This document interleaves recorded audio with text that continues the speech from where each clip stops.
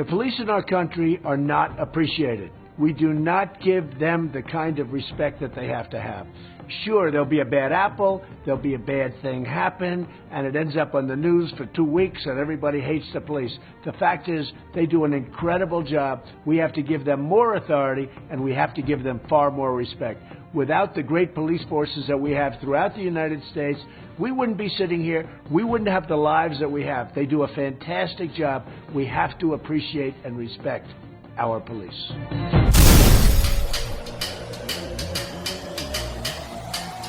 Let's talk about these good cops. So where they at? Where they at? The triumph of evil is just a failure to act by all these good cops. So where they at? Where they at? If you're dirty and you need someone to cover your back, you need a good cop. So where they at? Where they at? You'll never see them snitch on someone wearing a badge, cause they the good cops. So listen up, listen up. If you ain't locking up the bad cops, you ain't good enough. Yeah, where all them good cops at? People keep telling me bad apples make good cops look bad. But if 99% of cops are as good as they say, they should be able to lock a couple bad apples away. And yet they don't. Not because they can't, but because they won't. Cause their highest duty's protecting and serving their own. The first rule of policing means when in doubt they'll shoot. And if they make a mistake, other cops will hide the truth. Even if they want to report a cop, they know that they can't. You're as good as dead on the force if you get labeled a rat. Plus the union rep will protect you from ever losing their job. And you wonder why there's criminals enforcing the law? Just ask a good cops. So where they at? Where they at? The triumph of evil is just a failure to act by all these good cops.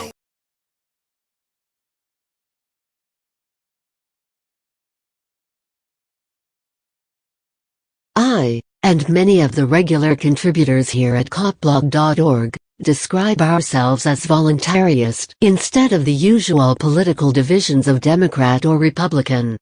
Being a voluntarist means that you believe voluntary interactions between people are preferred to man-made rules and regulations, like laws.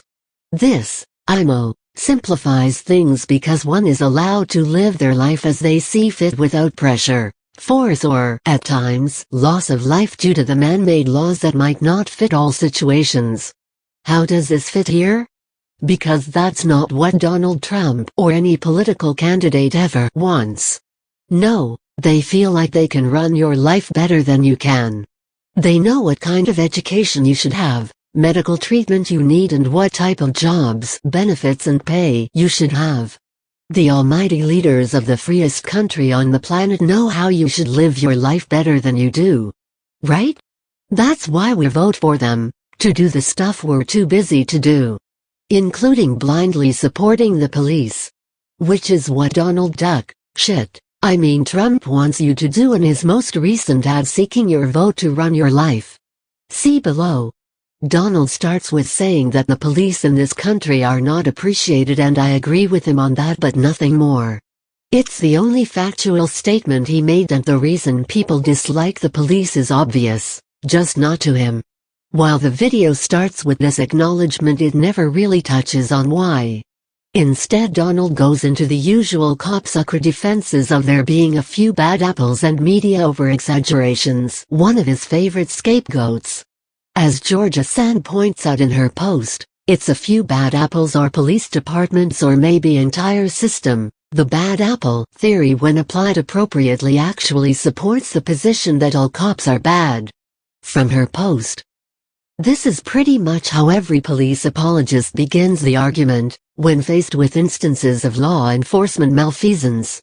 While there are a slew of familiar excuses for various acts of police abuse, just doing their jobs, the victim was drunk, the victim asked for it because he failed to comply, etc., those become difficult to apply when police behavior is so inexcusable and abhorrent that even their staunchest defenders are at a loss for words.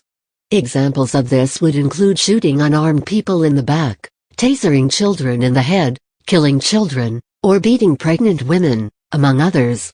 In those situations, police worshippers fall back on, it's just a few bad apples. Alas, cop lovers who lazily fall back on this term forget the full idiom, a few bad apples spoil the whole bunch. Applied correctly, it would seem this saying actually supports what police critics have been arguing all along, that the whole bunch is inevitably rotten by this point. While Donald might want to be more careful with the use of idioms in the future, he might want to drop the word fact from his campaign vocabulary altogether. When Donald says, "The fact is they, the police, do an incredible job," he really means that as his opinion. There's no proof that the police are doing a good job, or that they prevent any crime from happening whatsoever. Of course you can see that more laws are being passed, prisons are full and enough fear is pushed across the TV to keep you living in fear. Furthermore, he goes on to say that we need to give police far more respect. Give respect? Doesn't the saying go, respect is earned, not given? If people are currently unappreciative, disrespecting and untrusting of police, then maybe a person who's looking for votes should talk about finding out the reasons for why that is? Or by offering real solutions to solving these problems, like ending prohibition of certain products or ending the government's monopoly on protection services, would seem like logical steps.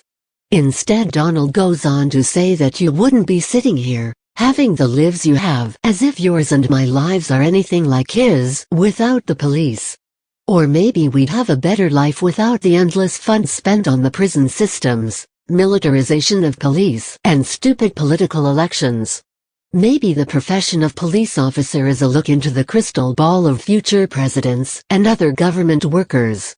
Today appreciation for the police is down, and who knows, by tomorrow maybe no one will appreciate, respect or trust the person who holds the title of President of the United States. I'm sure we're at least a tad bit closer to that reality if, or when, Donald Trump is elected.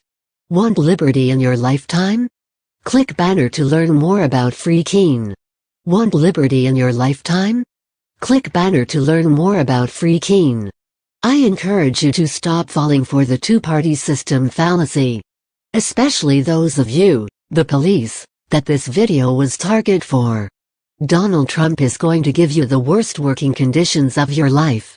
If you value yourselves and skill sets as people who provide some sort of protection to others, do not give your vote to this man. Instead, start your own business and offer your skills/services directly to the customers. Only then will you get the respect and appreciation you deserve.